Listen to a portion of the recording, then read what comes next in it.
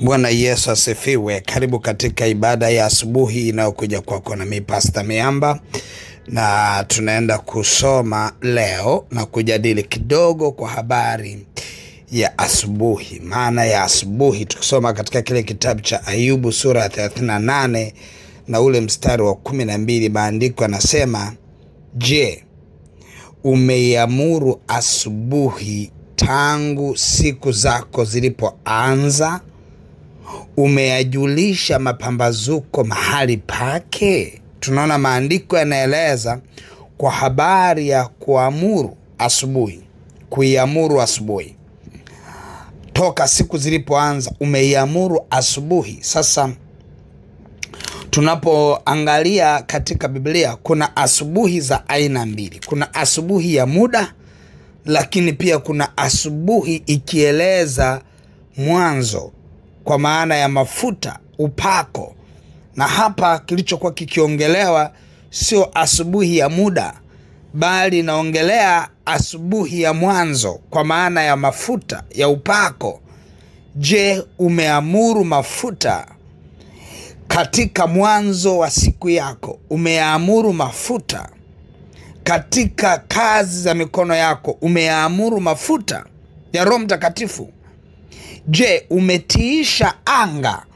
Ndio maana yake, umetiisha anga.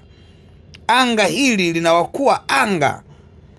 Kuna wakuu wa giza, kuna majeshi ya pepo wabaya katika ulimwengu wa roho. Unapoiamrisha asubuhi ni kama vile unayaruhusu mafuta, unayafungulia mafuta. Kwa hiyo haiongelei kwa habari ya kuamka tu asubuhi na kusema umeiamuru asubuhi kwa maana ya muda.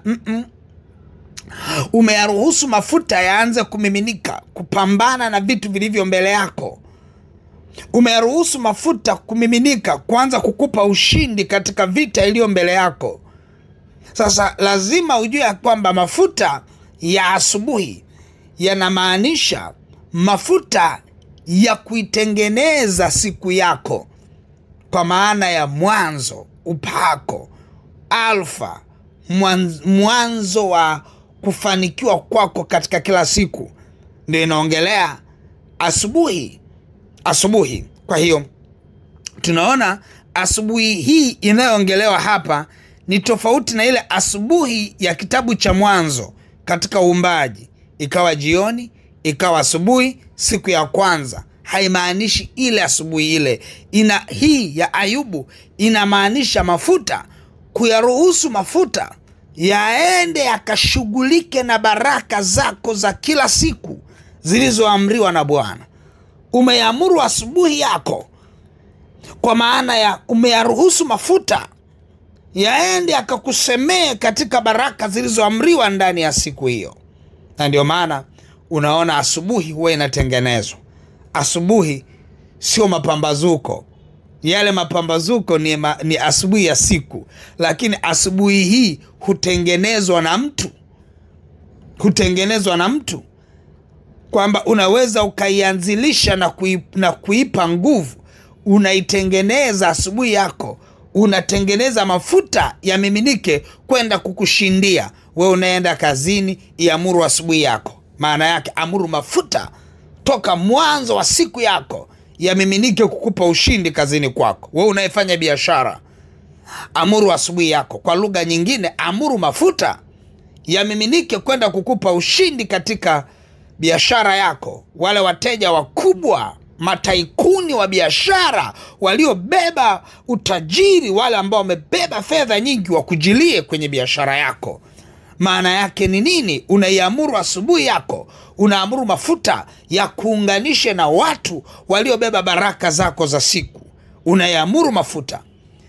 Kwa hiyo unapoamka asubuhi na kuisikiliza ibada Anza Siku na Bwana, watu wengi hawaelewi.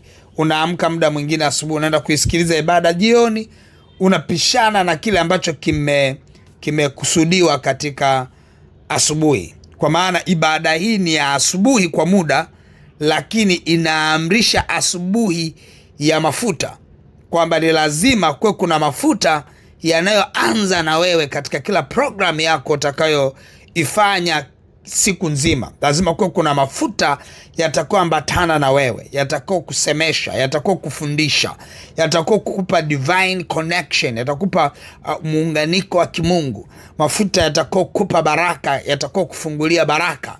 Na unapoachilia sadaka yako kwenye mafuta, inamaanisha kwamba unajiconnect kwenye zile baraka za siku.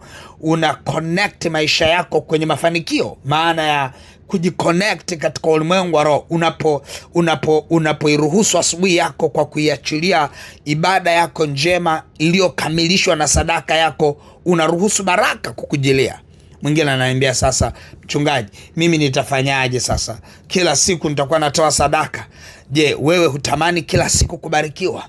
Mwingine ananiambia, mimi nitakuwa natoa sadaka kila ibada. Wewe hutamani kwamba kila siku baraka zikujilie? Hutamani watu waamrishwe kukuletea baraka? Hutamani utajiri wa mataifa ukuwasilie?